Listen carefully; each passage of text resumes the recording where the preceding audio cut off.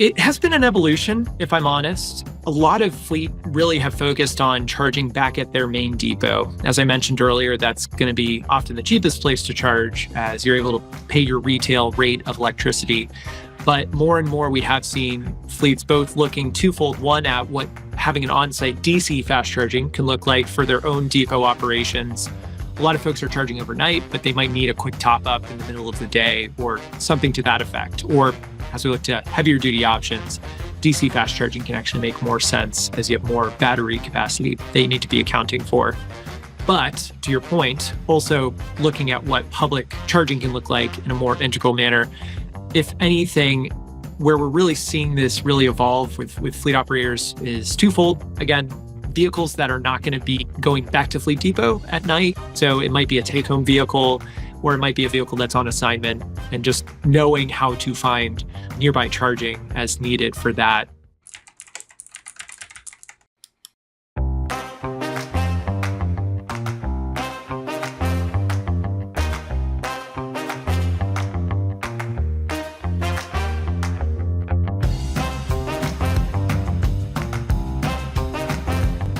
Joining us today is Matt Stevens-Rich, Director of Technical Services at the Electrification Coalition, a nonpartisan nonprofit committed to promoting policies and actions that facilitate the deployment of plug-in electric vehicles on a mass scale.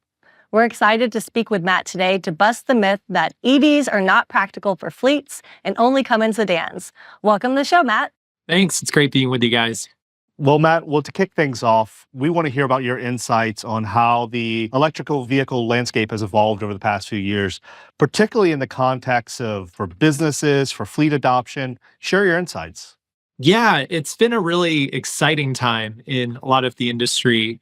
Even if you roll back the clock a year or two, there's a lot of different vehicle models that have come onto the market over a pretty quick period of time. It's not just about the cargo vans, pickup trucks, a lot of the heavier duty application that you're starting to really see emerge in the headlines and getting quick demand by fleets, both on the public and private side, but even to finding light duty vehicle options that also line up really nicely with vehicle applications. I have the privilege of having worked in the industry for the better part of 10 years. And when I started, we really only had a handful of EV options. It really was like 3 to 6 options on a good day.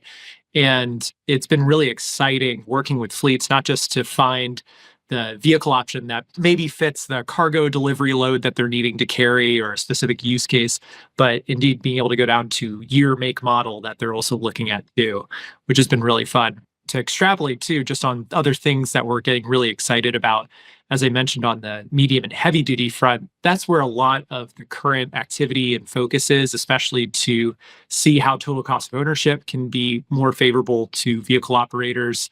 This goes to the effect, and actually in your guys' neck of the woods, a lot of port operators that are also looking at electrifying the fleet. So it's not just about smaller light duty operations, but indeed looking at those heavy class 6 to 8 operations too, and how we can electrify. Can you explain for listeners too what a class 6, class 7, class 8 vehicle are? Some examples as well too? Yeah, good catch there. And there's always the thing of breaking down the acronyms or categorizations. So put simply, when you hear vehicle class, which is ranked from 1 to 8, this is just a rating of what is the weight, how much does the vehicle weigh, and in turn, how much can it carry? So for everyday sedans, pickup trucks, everything that you and I drive on a daily basis, that's what we're going to call a class 1 operation. So super light duty, simple application. Class 2 to 4, this is where you start to move in heavier duty pickup trucks. So you can picture the pickup truck with the dualies on the back, a really big one that might be pulling a trailer or really large towing capacity. Airport shuttles and larger vans start to go into that class 4 operation. Class 5 and 6, this is almost exclusively school buses, if there's just a simple thing to picture there, as well as for UPS step vans and those types of lighter cargo delivery that might not be carrying full, large semi-truck weight, but something to that effect. And then class 7, 8, that's where you're looking at the prototypical semi-truck operation or even a refuse truck in terms of really heavy duty The challenge with this, as you can imagine, is as we move up and through the class weights, is finding on the electric drivetrain design, finding batteries that have enough range to support charging capacity to also charge ever-growing battery sizes as a part of that. That's why, in turn, light duty was a really easy place to start with fleet electrification, which it turns out a lot of fleets do operate light duty vehicles, even if it's just a smaller portion of the fleet, depending on operation. But as battery technology has improved, charging speeds have improved, and even the ability to pack batteries in easier, tighter configuration, this is what helps open up options for refuse, school buses, transit buses, and the typical dump truck, too, that you have in your mind. Definitely exciting. We're going to see these on the road hopefully soon in our area. We do have some, even in our area, you mentioned the ports. We have electric transit buses down here. We have electric school buses on the road right now, moving people, moving goods. With government funding increasing every day. So backing up a little bit, Matt, what do you think of that misconception around, I know what you're going to say based on what you just told us, but what do you think about that fleet models are limited to sedans right now? And can you talk through how that's evolved over the years? Yeah, absolutely. And definitely a key element to this. And it's a big question we do get of just where's the vehicle options as I drive by the dealer? How come I don't see all these vehicle options that you're talking about on the front lawn with the price stickers to them? Again, historically, we have really focused on light duty. That's just where so much of the vehicle technology was focused to especially get hold in the consumer adoption market. While fleet is definitely a big part to vehicle options and market viability, there's also something to be argued on also having consumer adoption to help improve sales. But as I was alluding to on the last question, and to just build on it more, light duty, while we started there, is only just the starting point that we continue to move from. What's really exciting on the battery technology, just to really zero in on that, is as we do improve the battery chemistries, and key focuses are longer range as well as higher charging speed, just the ability to put more wear and tear on the battery tech. What's great about that is able to scale then into those higher, heavier duty applications. And to that, that's where, as the total cost of ownership and indeed the price ability of those vehicles has improved over time, that's what also helps more vehicle manufacturers enter the market. And what's also exciting to that, while there are some new entries, that is manufacturers that really are building from the ground up electric vehicle option, there's also a lot of traditional operators that have really moved to electrify. So just on school buses alone, for example, you have Lion Electric. They actually have been approaching this from a genuine electric perspective. So came in as an EV-only operator, but you also have Thomas and other classic yellow school bus manufacturers when you picture that. So too on the transit bus option, or even as we look at the heavier duty operators like Cummins, Navistar, and others, we're finding that they're having EV evolution. The battery tech behind it, though, it's very similar chemistry to what goes in the light duty technology.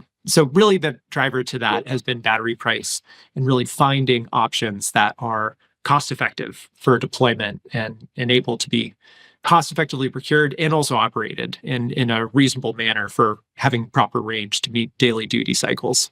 Can you elaborate just a little bit on that technical piece that some people that aren't familiar with EVs might not understand? Like a heavier vehicle requires more battery to be able to push it along and things like that. Kind of what does that look like when we think about a sedan and you think about a school bus? Just to give kind of two examples, how do the batteries compare in those two vehicles? The simplest way is actually probably to take it to the internal combustion comparison. So, for instance, regular light duty sedan, we're probably looking and hoping for a fuel economy of about 28 to 35 miles, maybe more, depending on the vehicle design and engine size. On a school bus, if you're getting 12 miles to the gallon, you are a rock star.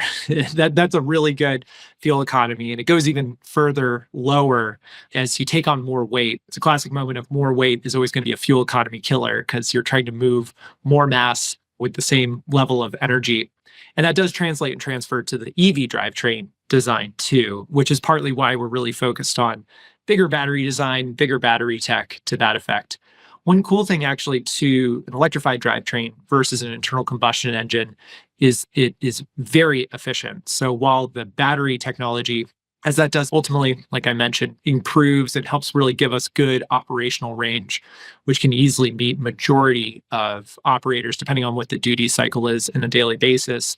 Also, improvements on the EV drivetrain design really give us a lot of benefit to range. So for an internal combustion engine, you're usually looking at of all the energy, so the gasoline or diesel going into the engine, you're only ever getting 10 to 25, 30%, if you're really lucky, of that energy actually turns into motion. The rest is lost as heat, friction, essentially a lot of things in controlled explosion manner happening with a lot of mechanical linkages that get the engine connected to the wheel. What's great on the electrified option is that we're really looking at 80 to 90% energy transfer that goes to actual motion. And that's the really exciting part, especially as we look at the heavier duty options. That is a big focus to that too, is having that. But the battery tech, like I mentioned, it's a lot of the same manufacturers, LG Chem, and other types of manufacturing that is making batteries both for light duty and heavy duty. Essentially, the battery, when you think about it, it's a lot of smaller cells that are packaged together. GM, for instance, when they launched their Ultium platform, as they're calling it, it's really just focusing on how these cells can stack together in scalable manner. So if you need more range, you're able to add more to the battery design for better range and capacity. That's a great option. Every fleet has different needs, right? From school buses to transit buses to municipal fleet, just checking meters or whatever it may be. What type of things, we talked about the battery and how that affects range, but what other things should business leaders, government entities should be considering when they're looking at electrifying their fleet? That's a big question that we get through a lot of our work, where we're lucky that we get to work both with public and private fleets through a lot of our programming. If anything, we've really been able to garner a reputation as being able to go into the weeds, a lot of the nitty gritty around fleet analysis. Where we really do focus are two fronts. So first, for the average vehicle, especially as we're looking at the lighter duty operations, we're most likely going to have a great vehicle option on the EV front. We really focus on what's the best fit technology, be it the specific make and model, or even just looking at specific types of EV or indeed plug-in hybrid if you really need a lot of flexibility, such as a vehicle that's going to be operating off-grid or off-road for long duration. But as we look at that, focusing on finding that best fit, which we look to what is the edge use case. So a good example is hospital fleets, which actually have a lot of courier services. These are vehicles that are running, especially if you're looking at a multi-campus hospital where they have a lot of different offices and operations.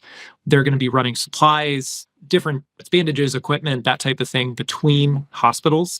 And that's going to be a really great fit for some smaller light duty EVs that really are just going to need quick bursts of speed, and then they're going to stay parked and stationary, which gives a lot of ample charging capacity. But all the same, really looking at what those edge use cases are.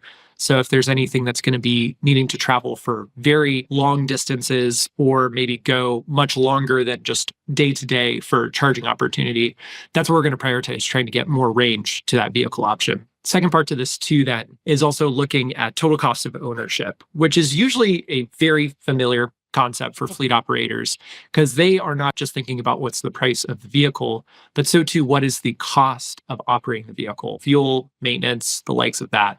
And what's great on EVs is we see up to 50% reduction in both fuel and maintenance operational costs. And that really helps give a lot of easier forecasting to total cost of ownership, which in general, we typically see a payback period of about 2 to 6 years, depending on how many miles the vehicle's being driven. There's actually an interesting element to this of, while it's easy to target a low mileage vehicle if you want to really play it safe, the best total cost savings are actually on the vehicles that put on the most mileage. So we're really going to want to focus on what's the vehicle that has good predictable routes, for instance, a very dedicated or set path on a daily basis, and being sure that we have the electric range to meet it, both when we're looking at heat of summer, depth of winter, depending on what the operation looks like, and taking all those things into account. So as you're talking to these businesses, what are the biggest barriers that they run up against as they're thinking about electrifying? The biggest question that we often get is, well, it's really twofold. So one is, it's from the facility manager, fleet manager, the person who got the credence, hey, we're going electric, I need to go find an EV, really just jumping right headlong into it of, I called a couple local dealers. How do I go about this? And that's run some core programming that really focuses on procurement. It is genuinely where the rubber meets the road, pun intended, but it can make a lot of difference between a successful deployment versus non-successful. Because if you're not thinking through strategically how you're both purchasing in a cost-effective manner and deploying your EVs, you're just going to be off on the wrong foot. So really planning through that procurement and, if anything, working with fleet managers to plan even further out so that we can be sure it matches up with when manufacturers are going through what are called fleet procurement windows. Quite literally, they are versions of different vehicles that are a little bit lower, a little bit more Spartan, so a little bit lower tech. For instance, it doesn't have the leather upholstery, unfortunately, and things like that. But in turn, that actually makes it a little bit more affordable of an option, as it really is designed for fleet operation. So it's really helping fleet managers plan out how many vehicles they'll need, and when those purchase order windows open on a limited time basis, they can place their order and then plan on when they would take delivery. So that's the first thing that we really get, is that just planning through the procurement. We have a lot of different tools, resources, calculators that we work with fleet managers on through that. Second big thing is charging. And put simply, charging does take a little bit of nuance to plan out, especially as you're just getting started.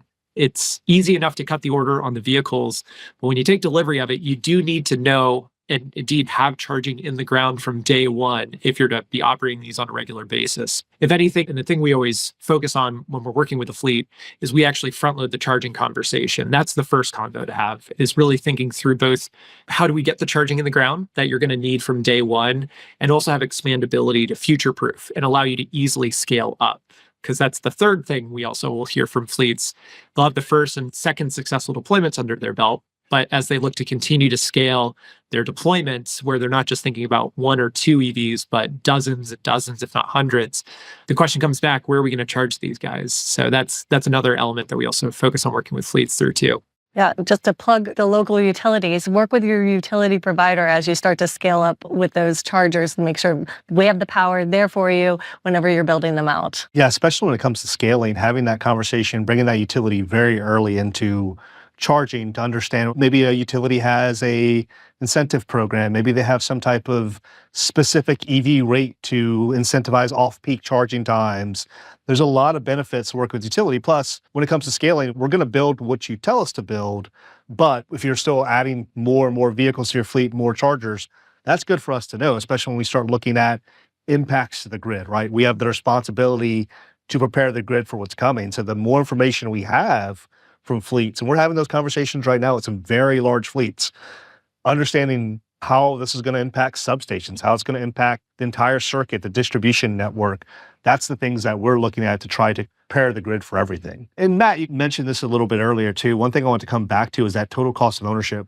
You mentioned around, fleet owners can estimate 50% savings with fuel, with maintenance. Can you elaborate more that specifically?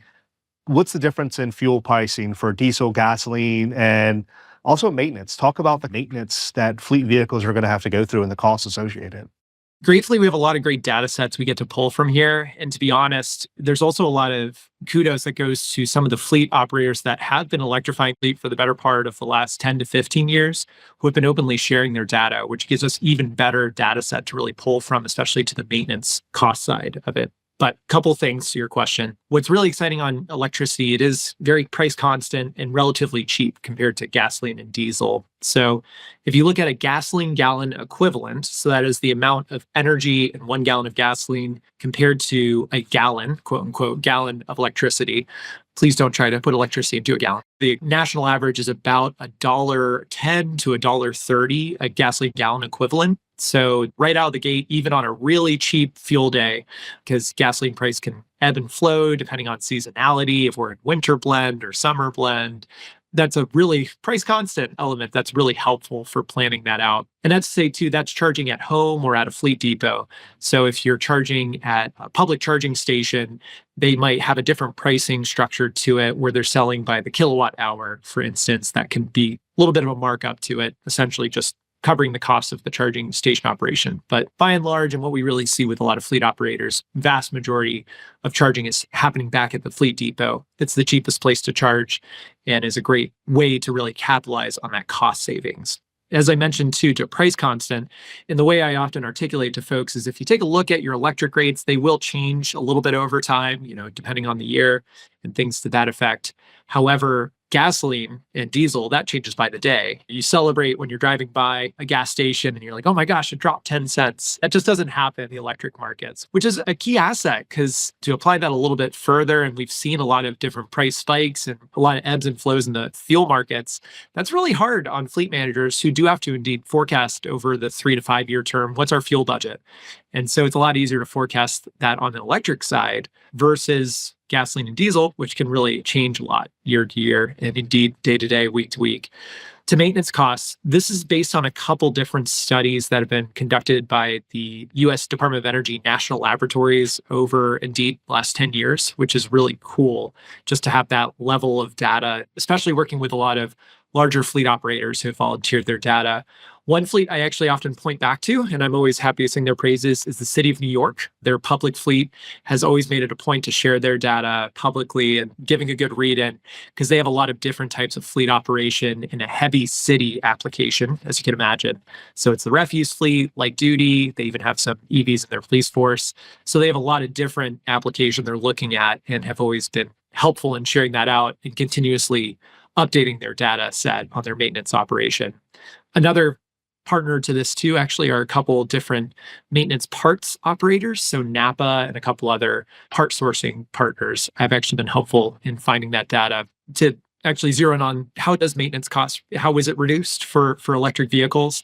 The big thing to that is there's just far fewer moving parts. Statistical average is 1/100th of the moving parts in an EV versus an internal combustion engine. Again, if you think about everything going on under the hood, in an internal combustion engine, you have an engine connected to a transmission, connected to a gear. You have a lot of things turning that will wear down and require different fluids and lubricants. And that just doesn't exist with an EV. The genuine fluid that you need to top up is your windshield washer fluid. But there's some coolant, but that really doesn't need replacing. Tires, windshield wipers, things like that. But gratefully, there's not oil changes or other types of big maintenance inputs that are needed as a part of that. And that's a cost benefit both in the reduced parts and labor to keep those vehicles operational, but also it means the vehicles are on road more often than not and not off duty, which also actually brings an opportunity cost benefit too. Yeah, because they're made to be on the road, right? They're not on the road. They're down for maintenance. They're not doing their function for that business. Matt, who do you think is the ideal business candidate for switching over to EVs right now? What does that box look like? I'll give you the answer a couple ways, kind of by segment, if you'll bear with it. So for light duty operation, which, again, there's a lot of that actually out there across fleet operation. So public municipalities have a lot of great light duty operation that we're only just starting to scratch the surface on electrifying. A lot of this is really driven by total cost of ownership, even as we're actually getting closer and closer to price parity, which is to say the sticker price on the vehicle is really within throwing distance of each other on EV versus internal combustion engine. But public municipalities, if you think about all the different ways they have vehicles operating, they have parking meter operators, they have detective fleet, just regular couriers or different departmental head vehicles. There's a lot of vehicles that are moving around. In your guys' neck of the woods, there's actually a lot of public fleets already making those moves. On the private fleet operator, and indeed, I mentioned it really quick, but a thing that actually has been really cool to see is with hospital fleets, which I really honestly underestimated just how much logistics they're running, especially on light duty operation. It's not big trucks that they're having to run around, but smaller operations. And all these are really great fits because their daily miles traveled are well within the amount of EV range that we have on vehicles, which at this point we have a plethora of vehicles that have 200 plus miles of range for easy daily operation. So often a lot of these fleet operators are looking at 75 to 150 miles a day, which is perfect and right in the sweet spot for that. For a medium duty vehicle operator, so this can be anything from an airport operation where indeed we have electrified airport shuttle or larger cargo van. So we have been hearing back a lot from a lot of pipe fitters or plumbing contractors who are starting to have different van operations. The 4D Transit, really popular, as you can imagine. But we're getting a lot of positive feedback on that, both in the sense of just The reduced fuel cost is immense for these different operations. But what's also great too is it's a mobile energy storage for them too. So they're able to have a lot of outboard energy for working on the construction site or whatever they're having to do. And that's something you see in the advertisements on a lot of these truck and van applications, but it really is seeing popular uptake for a lot of those contractors and general construction workers, which has been really exciting to see a lot of popularity there. And then as we move to the heavier duty operators, this is, for instance, a lot of the shipping courier fleets. You hear about Amazon's announcements, FedEx, UPS. We're just seeing a lot of movement in that general direction for a lot of those operators, which is exciting to see. Even working with some of the larger freight fleets, the really big thing, again, that we look at is weight and really planning through what the estimated range is. You'll have the official quote from the manufacturer, but we also have to take a look at what that looks like with the fully loaded weight. So a good example, for instance, is Frito-Lay. So they actually are electrifying a lot of their operations. They've been making a lot of announcement. They might have the same vehicle, the same semi-truck run two different shipments, one of Frito-Lay chips and the next of Pepsi or a heavier beverage product. And if you think about it, chips, unfortunately, are a lot of air. So that's actually going to be a pretty light load. But then if you're running a canned beverage, that's one of the heaviest things you can carry. Volumetrically, you have a lot of weight to that. So it's fascinating to think about those things. But indeed, that's the granularity we're going into with a lot of our fleet analysis is route by route, application by application to find that best fit. As technology is advancing, you talked about it a little bit in the beginning, getting to these heavier duty applications. Would you mind expounding upon what you said earlier and talking about those EV advancements that we're seeing coming? So in the next, 5 and 10 years, what we're going to be seeing? Scott, to what you said earlier on thinking about what's the amount of energy it takes for charging these vehicles, that's the thing that really has been grounding that forecast in my mind as we work with triathletes and heavier duty operators. We are looking at megawatts of new capacity that comes online to operate these. And that's just going to be a continuing trend. So the general forecast, especially as we look at it, is a lot more of high-speed DC fast charging along interstates and those core priority routes between cities. This is both needed for the consumer side of the operation, where we can really be able to easily operate and drive vehicles, not just city to city, but state to state. You can already do it, is the good news, but even more easily having better access, more readily available access to different charging. But this will have effect too to our heavy duty operators who so too do a lot of that operation. You pull up to a Pilot, Flying J, or different gas stations along those interstates. One side's dedicated to light duty refueling, the other heavy duty refueling. And we'll start to see more of that mix on the refueling infrastructure side. To the specific operations, a lot of the focus right now on the heavier duty is to regional hauling. So that's essentially day cab operation. Often you're coming and going on a route, but you end up in the same place by the end of the day that you started. So think of it like shipping a good or product to an end user and then coming back in the same day.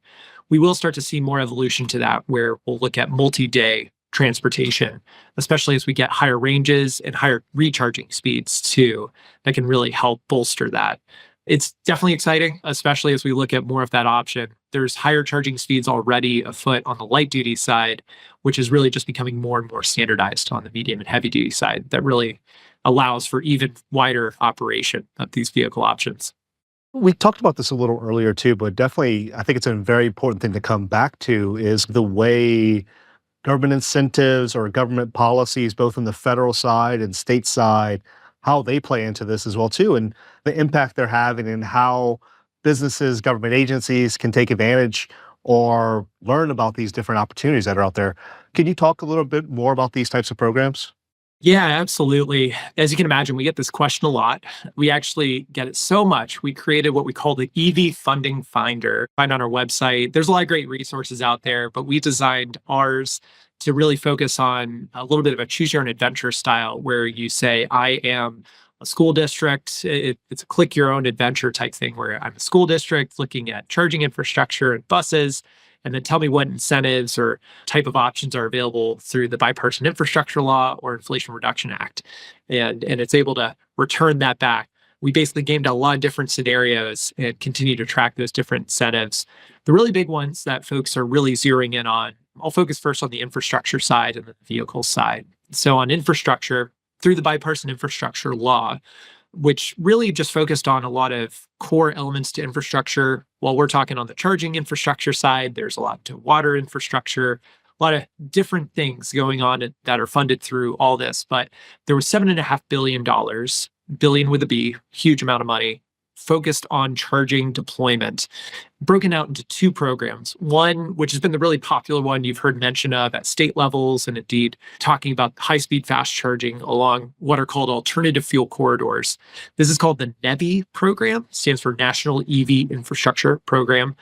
And this is a really big one that's really exciting. I actually mentioned gas station operators and other folks that operate along major corridors and interstates. This is specifically targeted at them to bring in high-speed fast charging to their operations. It's been really exciting to see it roll out. If anything, it's really doubling down and ever expanding a lot of those high-speed charging options. So it's not just one charger on your way, but indeed dozens that would be option there with ever higher charging options too. That's the cool part of the work is just to see how organically it fits right in. And it's no big deal to folks. It's just as easy as ever to operate with. But the complement side to that, back to how a lot of this funding is being targeted. So that takes care of a lot of our high-speed charging interstate operations. There's then what's called a charging and fueling infrastructure grant. And this is focused at more so charging in rural and metropolitan areas. So it's a little bit slower speed charging, what we call level 2 charging, and really focusing on getting charging into all the other parts of the country that aren't on interstates. So it's a nice complement where we're able to think both about how are we charging on our way to and from destinations, and then when we're at destination or just a local commuter, local resident, how can I have better access to charging, especially if I don't have readily available access to off-street charging, such as not having a garage or something to that effect. And we've had the pleasure to work with a lot of different folks going after these funds.